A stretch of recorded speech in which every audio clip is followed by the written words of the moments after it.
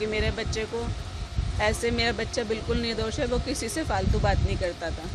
Police वालों के ऊपर मैं विश्वास नहीं कर सकती, क्योंकि पुलिस वाले उन लड़कों के घर की निगरानी कर रहे हैं जिन लड़कों ने उस वारदात को अंजाम दिया है। मेरे परिवार वालों को, मेरे भतीजे को, मुझे और मेरे पूरे परिवार को उन लोगों से खतरा है, क्योंकि वो सरेआम अंबेडकर पार्क के यहाँ पर आसपास के इलाकों में बंदूक लेके घूमते हैं। वो लड़के अपराधी हैं, उन्होंने पहले भी 2-3 मर्डर किए हैं। ये पता नहीं चलता इतनी बार ये बंद होते हैं, फिर इनों के पास गन कहाँ से आ जाती है।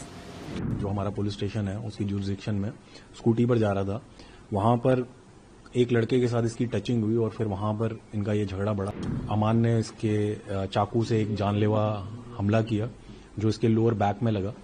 जो अमान है इसकी क्रिमिनल हिस्ट्री है। इसको अभी रिसेंटली हमने आर्म्स एक्ट के मुकदमे में यहीं गीता कॉलोनी के अंदर इसको अरेस्ट किया था।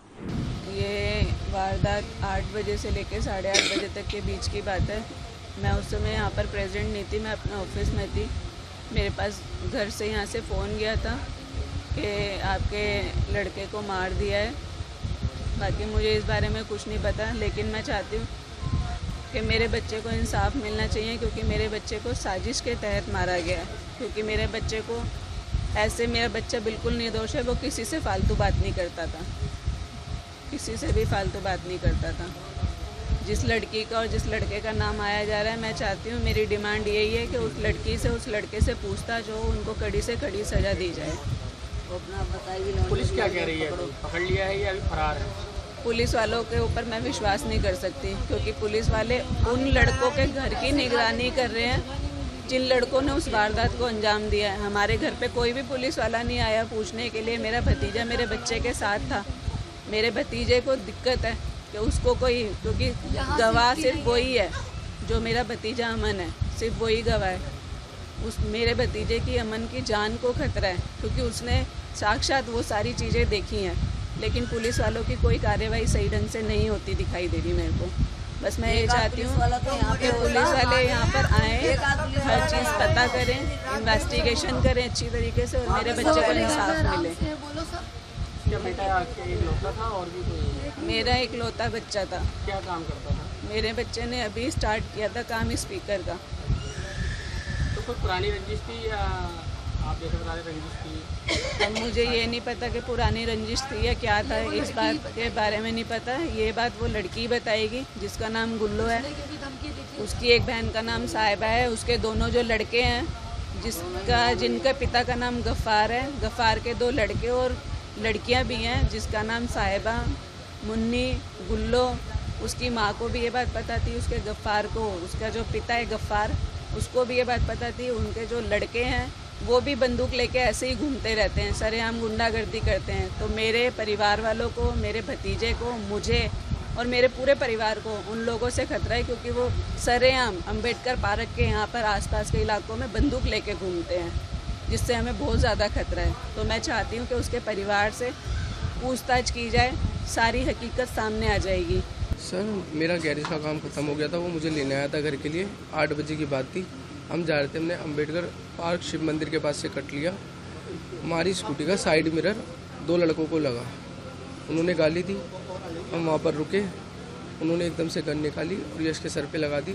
यश ने वो गन पकड़ी, मैंने उस लड़के को पकड़ा। दूसरा लड़का सर वहाँ से भाग गया, तो हमने उसको पकड़ के रखा था। जो दूसरा लड़का भागा, वो 2 मिनट के अंदर 3 लड़के लेके आए हैं जिनके हाथ में चाकू थे। हम उन सबको छोड़ के भागे। यश के भागते भागते यश गिरा, उसके चाकू मारा। यश उठ के फिर भागा 50 मीटर तक, फिर वो वहाँ से गिर गया। फिर उसको हमने ऑटो में बिठाया पब्लिक की हेल्प से। ऑटो में बिठाने के बाद कुंदन नगर लाल बत्ती ग्रोवर हॉस्पिटल में हम उसे लेके गए। वहाँ पर मृत्यु घोषित कर दिया था डॉक्टर ने। क्या आरोपी पकड़े गए हैं? सर कुछ नहीं बताया है। अब आप कानून व्यवस्था कि सख्त से सख्त कार्रवाई हो, उसमें एनकाउंटर होना चाहिए, फांसी होनी चाहिए। फांसी। जी सर, वो लड़के अपराधी हैं, उन्होंने पहले भी 2-3 मर्डर किए हैं, जिसमें से वो एक लड़का छूट के बार बार आ जाता है, जो है नाबालिग। 2 लड़के बालिग हैं और सरेआम गन लगा के घूमते हैं। अभी 6-7 महीने पहले उन्होंने मर्डर करा है और 6-7 महीने हुए हैं वो छूट के खुलेआम घूम रहे हैं 15 दिन बाद ही। ये पता नहीं चलता इतनी बार ये बंद होते हैं, फिर इनों के पास गन कहाँ से आ जाती है। ये पुलिस वाले या तो उन लोगों को पकड़ते नहीं जो सप्लाई करता है इन लोगों का, या पैसे लेके छोड़ देते हैं उन लोगों को, भाई इन लोगों को बंद कर देते हैं उठा के, फिर जो है 2-4 महीनों की जमानत होती है, फिर आके उदम काटते हैं। तो अब आप क्या चाहते हैं? सख्त से सख्त कार्रवाई। पहली बात तो ये पता करेंगे इन्हें गन सप्लाई करता कौन है, किसका हाथ है, हथियार लेके घूमते हैं। हाँ ये पता चलना चाहिए इन लोगों को देता कौन है। मैन उन लोगों को अरेस्ट भी करे ना साथ में इन लोग के, कि वही गन वहाँ से ली, बस दिखा देते हैं पुलिस वाले, गन बरामद हुई, चाकू बरामद हुआ, भाई इतना कर दिखाते हैं। ये नहीं दिखाते कि दी किसने है उन लोगों को। यानी कानून व्यवस्था यहाँ कैसी है?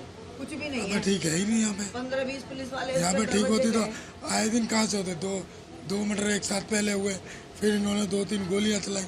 जो 2 मर्डर में लड़का था उसका नाम लक्की है, वो भी इन्हों के साथ था।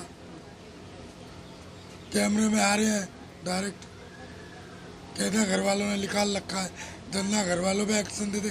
जब घर वालों ने लगा रखा है तो इन्हों की जमानत कराता कौन है? मैं काम करता था आज से कई साल पहले, इस बात को 10 साल हो गई, और उसके बाद ना मेरा आना है वहाँ ना मैं जाना है। उसके घर में सीसी कैमरे लगे हुए हैं, आप जाके देखो। अगर कोई बंदा धमकी देने के लिए कहीं जाएगा तो उसकी फुटेज वगैरह पूरी सब कुछ आएगी। आप चेक करो उसके जाके कैमरे, अब नहीं 1 साल ने 2 साल 3 साल के कैमरे चेक कर लो। अगर मैं दिखता हूँ तो आप मुझे अरेस्ट करवा सकते हैं, मैं सरेआम अरेस्ट होने के लिए तैयार हूँ। अभी आपकी बेटी कहाँ पर है? थाने अभी सुबह 10:30 पौने 11 बजे करीब नाश्ता पानी करके गई हैं कंप्लेंट के लिए कि हम कंप्लेंट लिखाने जा रहे हैं। अब पुलिस आई थी घर पे? रात को आई थी, लेकिन वो ऊपर नहीं गई, नीचे से नीचे चली गई, ऊपर नहीं गई। घर में कौन कौन है आपके? अभी तो मैं हूँ और मेरी माँ है, बस अकेला। बच्चे कितने हैं? 6 बच्चे हैं। कभी ऐसे बात भी? नहीं, मेरी कोई किसी से कोई बात नहीं हुई, ना उसके बाप से, ना यश से, ना किसी से कोई बात नहीं हुई है मेरी। बड़ी दुखद घटना है ये। कल करीब 9:50 पर हमको एमएलसी मिली RS ग्रोवर हॉस्पिटल जो लक्ष्मी नगर में है, वहां से ये इतला मिली कि एक लड़का जिसका नाम यश है, जिसकी उम्र 19 साल है, उसको डिक्लेयर्ड डेड। जब उसको हॉस्पिटल लेकर गए घायल अवस्था में, तो डॉक्टर ने उसको डिक्लेयर डेड कर दिया। वहां पर उसको एडमिट कराया गया, तब ये एमएलसी हमको मिली। जांच में ये पता चला कि ये यश नाम का लड़का अपने कजन के साथ रानी गार्डन एरिया गीता कॉलोनी जो हमारा पुलिस स्टेशन है उसकी जुरिसडिक्शन में स्कूटी पर जा रहा था।